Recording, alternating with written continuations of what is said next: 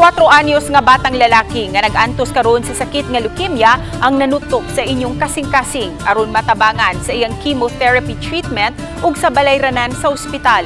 Si Jess Ryle Gutana na diagnose og acute lymphoblastic leukemia dihang 3 anyos pa lang siya. Gikan pa sila sa barangay Gibuangan, lungsod sa Barili ug wala nay makuot nga kwarta nga ikagasto busa nangarisgar ang iyang amahan nga magpatabang.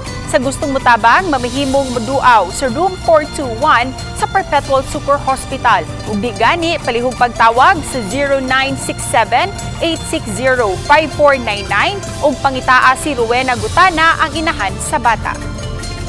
Nangayon tang ko sa inyo mga kinasingkasing nga tabang. Kay perti jud taong nga pagkalisuran na jud nako, naglakaw-lakaw. Gahapon pa jud ko naglakaw-lakaw ning kadalanan nga asa ko makakaplag og kwarta para ako ang tao nga ibayad sa hospital.